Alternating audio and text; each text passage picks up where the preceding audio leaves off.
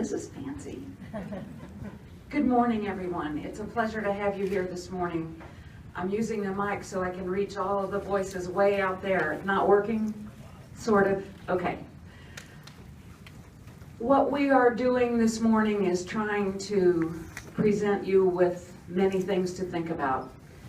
Information that you may not have, new ideas that might spark something in you, in your understanding not only of yourself, but of the people around you, your fellow students, people that you might encounter in your workplace or in the 7-Eleven store or at the gas station or wherever you happen to be. I was once told of a definition of prejudice, which is that it was defined as the dislike of the unlike. And if we look at that definition of prejudice, which is something that gets in our way every day, all the time, then what we're doing this morning is very important in taking away the fear or the dislike because things become familiar. Other people's ways of living and thinking and being become more familiar. So please listen carefully. Please think of the questions that you have in your own minds for your own lives. Take advantage of the wonderful visitors we have here today, whom I am thrilled to have on our campus. One of them is here a lot. So enjoy this morning, listen, take away something with you that you didn't have as a part of your being when you came in here. Thank you so much. Is your mic working? It's working. I think it is working. Okay. Thank you, Dr. Addy. Thank you, Jasmine. And thank you all for coming here today. This is a really special event for all of us. I'd like to get started by introducing our wonderful guests. To the far left is Anita Ford-Saunders. Anita Ford-Saunders is the Director of Marketing Communications for the United Way of Central and Northeastern Connecticut. Anita is a seasoned producer, writer, broadcast, and public relations professional. She has earned 3 Emmy Awards, Gold and Silver Mercury Awards from the Connecticut Valley chapter of the Public Relations Society of America, Journalist of the Year from the National Association of Black Journalists, and a First Place Award for Excellence in Journalism from the Society for Professional Journalists. Her knowledge of the media is only matched by her community involvement on over 20, probably more than 30, civic and professional boards during her career. A native of Hartford, Connecticut, Ms. Saunders holds a BA in Communication from American University in Washington, D.C., and an MS in Organizational and Managerial Communication from Central Connecticut State University. She is a life member of Alpha Kappa Alpha Sorority Incorporated and president of the Epsilon Omicron Omega chapter of this international service sorority. Beatrice Febvre is the Chief Executive Officer and founder of Bella Hispaniola Enterprises, a company that manufactures high-quality garments in Haiti, turning Made in Haiti into an international brand and advancing Haiti's economic status toward the creation of a sustainable middle class. Prior to establishing her company, she worked at United Healthcare. In her role, she was responsible for governance around sales, general, and administrative expenses of approximately $50 billion with B. Ms. Febvre was also the Chief Financial Officer for the West Region Personal Lines Division of the Hartford. Ms. Febvre was born in Port-au-Prince, Haiti, and is fluent in several languages. She has served as an advisory board member of the Connecticut Forum, as well as on the board of the Connecticut chapter of the National Society of Hispanic MBAs beginning in 2008. And since 2008, Ms. Febvre has been an instructor of accounting here at Tungus Community College. She holds a Master of Business Administration from UConn and a Bachelor of Science degree in accounting from Central. A Master of Business Administration, I'm getting it mixed up, from UConn, and a Bachelor of Science in accounting from Central. To be sure, Ms. Febvre is an effective communicator, public speaker, innovative thinker, and change agent who fosters a culture of empowerment and accountability. Please welcome our guests. If you can walk us through a little bit about the history of Black media and then kind of wind us through to the Black Lives Matter movement. Your mic's not on. Push would be the button to hit. I've been in this business over 30 years. I know how to work this. And as Professor Beckford said, it's really going to be a little bit about the Black press. But what I wanted to talk about a little bit was how the Black press has impacted a movement, and specifically the civil rights movement. Back in the day, we had Jet magazine. I've got some copies of Jet magazine. The slogan for Jet was, if it wasn't in Jet, it didn't happen. For the Black community, the Jet was our Bible, okay? This is the Jet magazine. And thank you to my husband for allowing me to take some of our Jet magazines. And these are dated 2005. But as you see there, it told our story. And anything we needed to know in the Black community, we could find out in Jet magazine. The second would be Ebony magazine. Now, Ebony magazine has transformed over the years. I'm not sure there how large you see, but this was the original Ebony. It was very large. Yeah, very large. Very, very large. It talked about history, it talked about our stories, entertainment. I mean, when you look at some of this stuff, you're really not going to believe what you're reading. But our heroes were in Ebony. The news that we needed to know was in Ebony. Now, when it came to the civil rights movement, that didn't just start in the 50s or the 60s. When it comes to the media, going back to Ida B. Wells Barnett and John Russwurm. John Russwurm was the editor and founder of Freedom's Journal. Ida B. Wells was an editor, sociologist, a suffragist. She wrote about lynchings. She wrote about things that no one wanted to talk about when it came to the Black community. And this was, let's see, John Russwurm was in the 1830s, 1840s. Ida B. Wells was a little later in the probably 1890s to the early 1920s, that age there. But they chronicled the civil rights movement. If it wasn't for the media, we would never know what was going on in the Black community.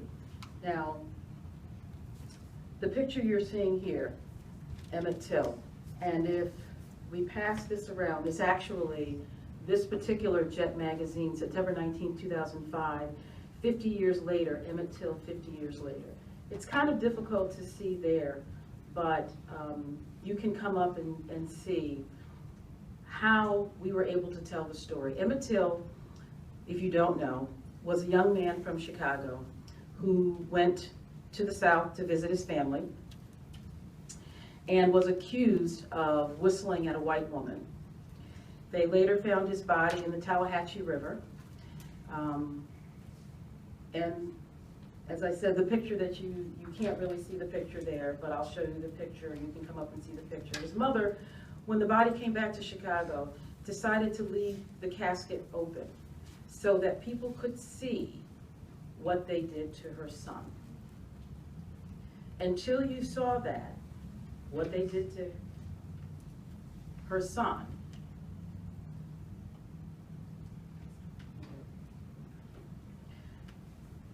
that the media, our media, was able to tell our story. And it was Jet magazine that took that photo, That's and then right. it was published in the Chicago Defender. Right.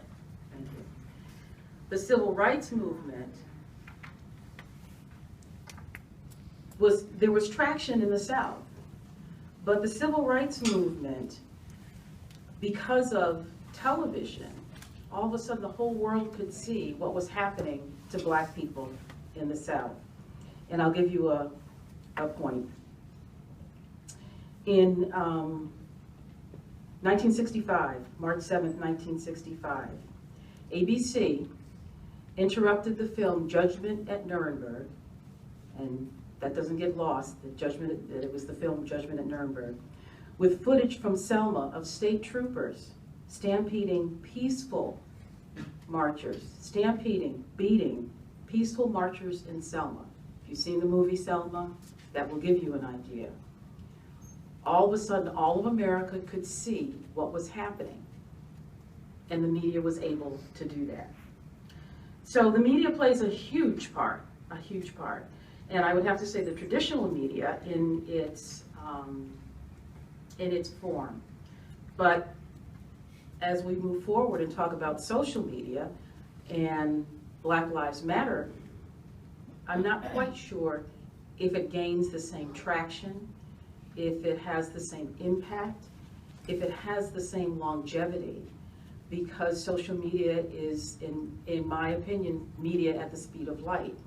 We go on to the next thing so very, very quickly.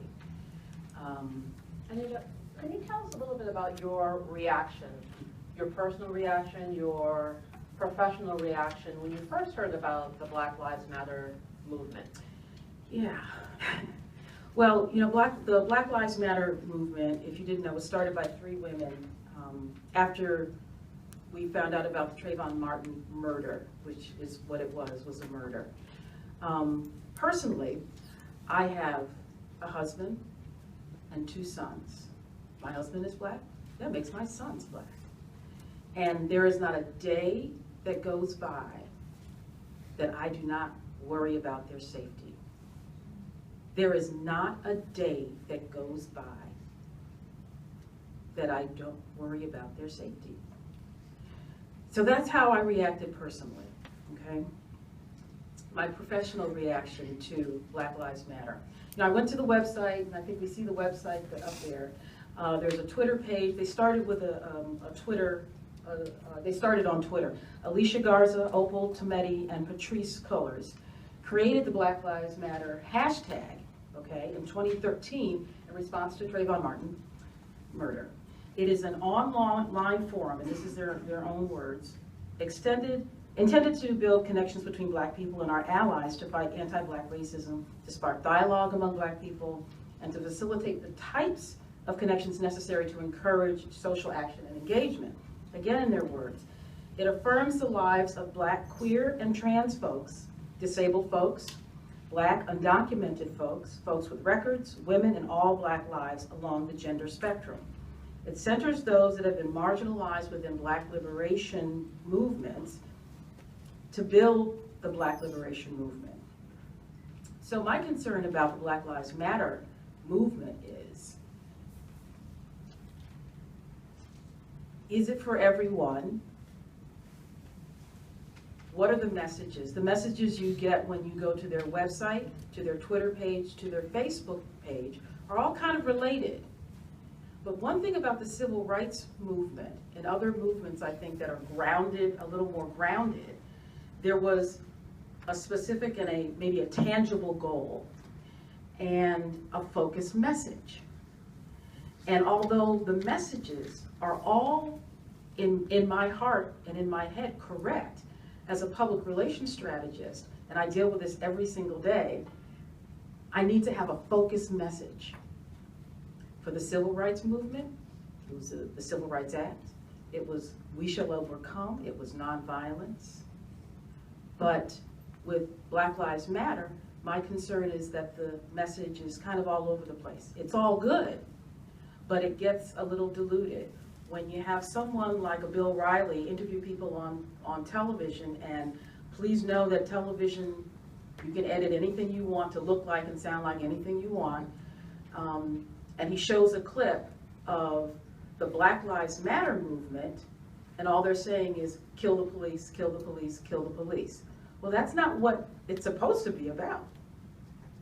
Yet, do we know what it's supposed to be about? They've got Twitter, they've got Facebook, they have their website, they have Instagram. Jasmine, could you show us Instagram? Okay. And that says something totally different than, if you just scroll to the top, Jasmine, that says something totally different than what you just said in terms of what they're about. Official Instagram for the Black Lives Matter movement is a call to action and response to anti-Black racism, join the movement. And perhaps the medium necessitates this brevity, but why isn't it okay on social media to have a variety of messages? I think it is okay. It's okay to have a variety of messages, but if you want this to be a movement, you need to focus your message. I think you just need to focus the message. When I look at the Instagram site, I'm like, gorgeous, beautiful posters. You know, plenty of them I clicked on, I'm like, okay, well, how can I get this one? Because it's beautiful. But what is the goal here? As a public relations, as a communicator, what is my goal to move this forward? And we discussed a little bit about leaders. Yes. Is this a leaderless movement? Well, social media, we're all leaders. But how then do we focus and make something happen?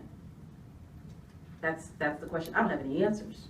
Well, how then do you certainly have the background, you've got the wherewithal to understand the institutional workings of the NAACP and of the Urban League and traditional organized civil rights organizations. Should the Black Lives Matter founders take a cue from the traditional organization? You know, we should all take a cue from what has gone before us, because it was successful. And as I said, there were specific and tangible goals. Is this movement just about discourse? And I don't really mean to say just about discourse. Is it about conversation? Is it about discussion? Is it about raising the conversation, again, as we continue to try to raise the conversation about race? One of the institutions in the civil rights movement was the Black church. But how welcome will the Black church be when the Black Lives Matter movement affirms the lives of Black, queer, and trans folks? Think about that. Church ain't necessarily going to buy into that. And perhaps this is the first time that many of us are hearing that was part of the reason why these women decided to put this movement together. Not that just Black Lives Matter, Black, queer, transgendered, questioning, lesbian, gay, bisexual. So where has that message gone? Why are we not hearing that? Yeah, I'm not sure. I guess because, well, you know, one of the interesting points that I read from them, the Black Lives Matter hashtag. Yeah, everybody wants to use the hashtag. If you go online and look for T-shirts for Black Lives Matter, and I had some made 2 years ago for my family for Christmas. I actually added some things to the T-shirt, but they're all white people modeling the Black Lives Matter T-shirts. When you go online and go, I want a Black Lives Matter T-shirt, and they're white people modeling the T-shirts like it's a fad. So again, sorry, your question being, where does this go? I'm not sure. Other people have co-opted the Black Lives Matter hashtag. They've asked permission of these 3 women. Can we use this? In one particular instance, they agreed that they could use the Black Lives Matter hashtag. Well, when they agreed to that, it was turned around, it was reconfigured, it was made more marketable, and it was like they lost control of what the movement was supposed to be in their hearts. And it became a thing, a trend. I look back on other social media movements, noted some of them down. Bring back our girls. Hashtag bring back our girls. Successful in raising the awareness. United States got involved. Michelle Obama, bring back our girls. But our girls are still missing. You know, that's something that we in the United States don't have a lot of control over, nor do they have control over in Africa, it seems. The Ice Bucket Challenge, very successful. The ALS Foundation didn't know what to do with the $19 million that they raised. They didn't realize that this was going to be so successful. But the goal was to raise money for research. It was a goal. Some people just did it because it was cool to do. It was fun to do. But they raised $19 million. So they had a goal. Okay. That is also over. Yeah. And I'm wondering, since we're talking about Speed of light. talk to us about the speed of light. When I say hashtag and you think speed of light, what does that mean? You know, in my job, we do a lot of events at United Way. One coming up Friday, Best of Awards. I'd like to attend. And we have we live stream what's going on, live tweet, posting, the big screen. It's all part of the excitement of the event. At 10 o'clock on Friday night, that event's over. It's over. You know, it's There is information that we're seeking, perhaps a point of view that we want to enforce, but where do we go from here? If Black lives do indeed matter, where do we go from here? After the movement, after the social media aspect, what happens now? I'm actually going to stand just to make sure I see everybody and they can see me from back there. I've been in the business world, you know, for a very, very long time.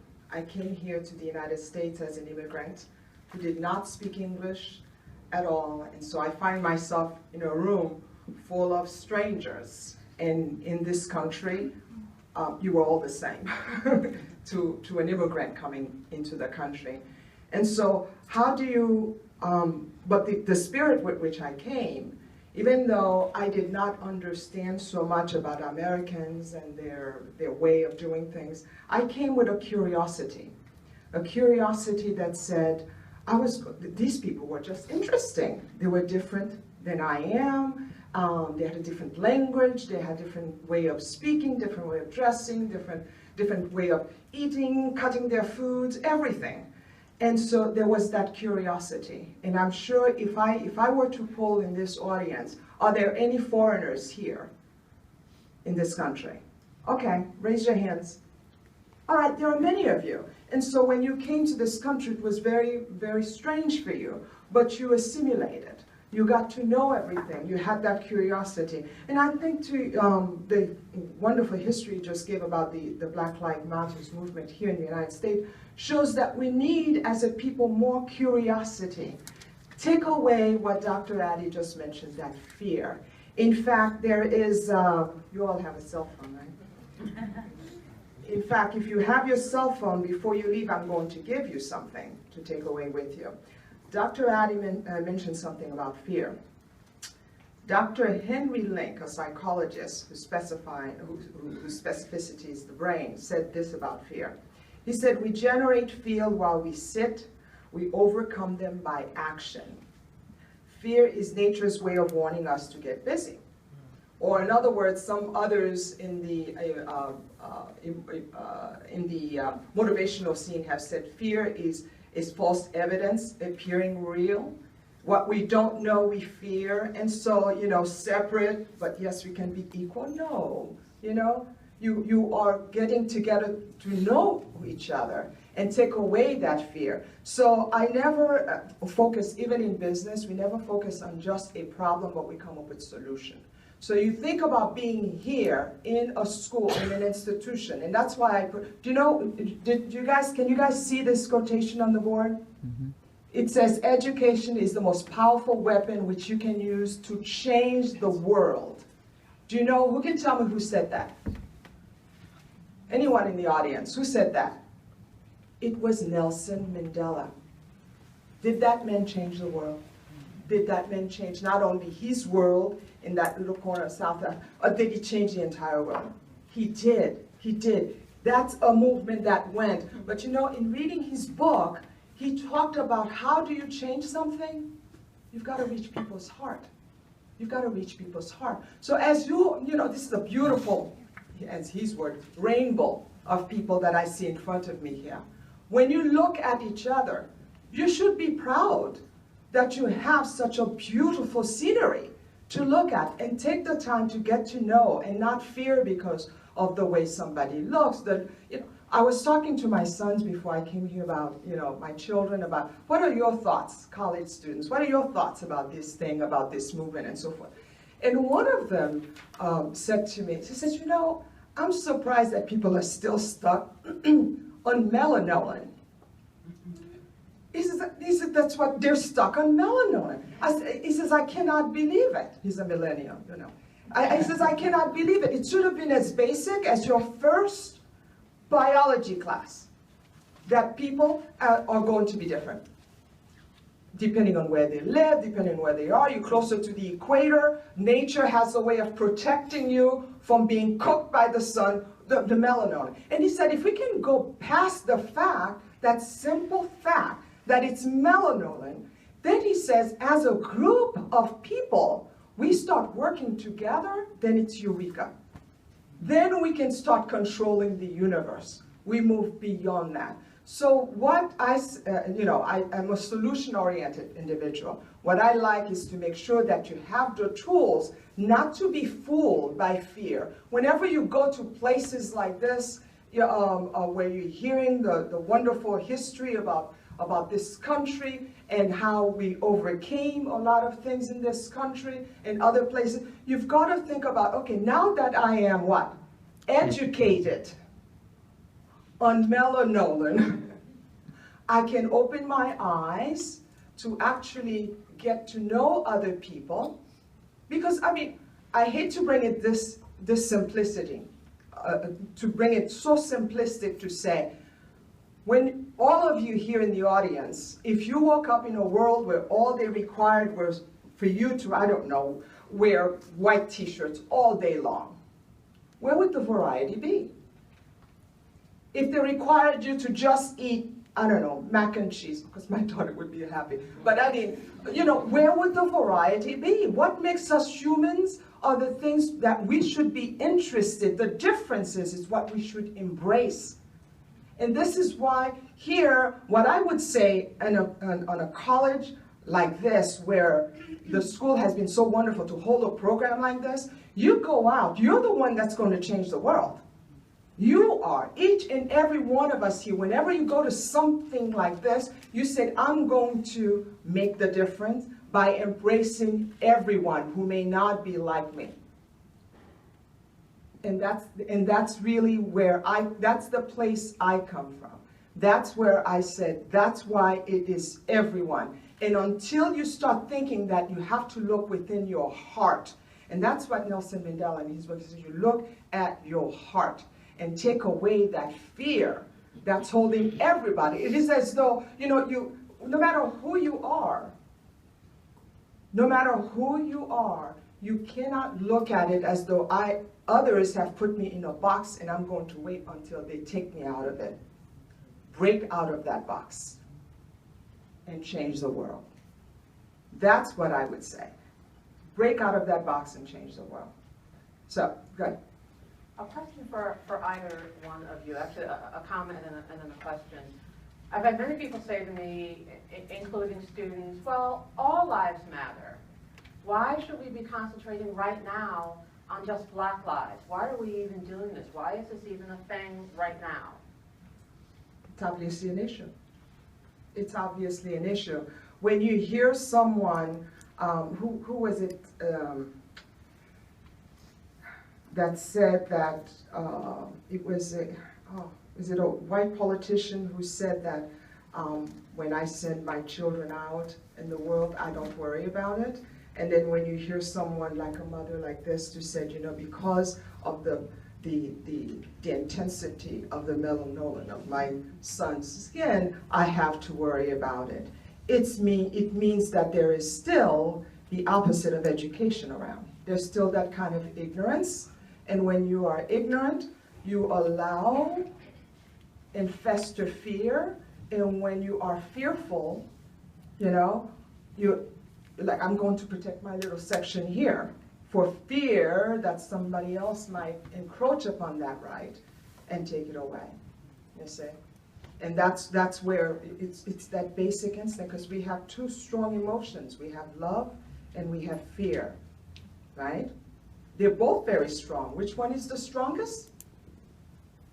You can't say fear is not very, very strong. It is very, very strong. It's so strong that it caused another group to enslave another. It caused another, because out of fear, I mean, look at, it's not just in the United States. You go back also with Hitler, because that kind of a fear. You've got to take it in its totality to take a look at it. But if you take love, I remember someone said that justice is what love looks like in public. justice is what love looks like in public. So I would say, whenever we get together like this, each one of you has a responsibility to take a look at the person next to you and say, wow, thank God we're both different, you know? Because now we have something in life is more interesting as a direct result. I mean, does that make sense? I don't know. Does that make sense to any of you out there? To me. You know? It makes perfect sense to me. Anita, if you could chime in. You know, I thought of a couple of things. What's gonna make a difference? I am a race woman. Okay, my dad was a race man. My niece used to say, "Well, Grandpa was racist." I'm like, "No, Grandpa's a race man because he is concerned about African Americans, Black people. It doesn't mean that he doesn't care about anybody else, that he doesn't love anybody else. I am concerned about Black people, about all people." On that t-shirt that I had made, I had on the back, "All lives matter," because all lives do matter. But what happens on a day-to-day basis to the African American community in this country that we don't even see, the institutional racism, I think is what I'm really trying to get at. The institutional racism is a strong concern of mine. Tom Joyner on the Tom Joyner Show has this little segment, Hidden Racism. You know, I was reading the newspaper, it was a couple of Sundays ago, and we live in Middletown. In the Middletown newspaper, I opened up the coupons, and there's a coupon for Subway, healthy food. I go to Hartford, no, I see it's a coupon for Burger King. I'm like, wait a minute, you know, that's not right. You know, where are the supermarkets in the Black neighborhood? Why is the gas 20 cents higher in the Black neighborhood? How come I can't find healthy food in the Black neighborhood? You can find a liquor store. You can find a liquor store. Yeah, you can find a liquor store. And so I am concerned. I am first and foremost Black Lives Matter. I do love that justice is what love looks like in public. I want to make two comments. The Connecticut Forum had a forum on racism, continuing the conversation. And whenever this was, I can't remember. My son and I, my older son and I went. And just before it started, Michelle Norris from NPR was the host. And like 5 minutes after she got through introducing everybody on the panel, 2 rows in front of us, a group of people stood up, and they were from the Black Lives Matter movement. And they started screaming, "Black Lives Matter, Black Lives Matter. We are here to disrupt this function today because Black Lives Matter, Black Lives Matter."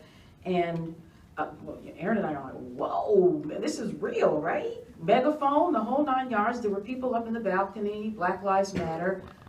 And then Michelle Norris turned around and said, "Turn around and talk to us. We want to hear you." But all they did was scream, "Black Lives Matter." And then they were escorted out. What good did that do? It did nothing but disrupt. And they said, "We are here to disrupt." But it's like preaching to the choir. We were here to talk about racism. They could have been a part of the conversation. So how well is this organized? I'm not quite sure. 2 years ago when Lucas went to New York to see the ball drop, and then there were marches and he couldn't get to 30 Rock. And so I see this on TV, and our younger son is at Grand Central. "Where are you, son? You know, there's police, there's marching," and he's explaining texting me what's going on. And I texted him back, "You know what's going on? March, honey, just march, march," because it's about something else right now. You know, so I am about Black Lives Matter, unapologetically Black. We're going to open it up to some questions. I'm sure that besides, they'll see how beautiful I am and be ashamed. I too am America. Thank you.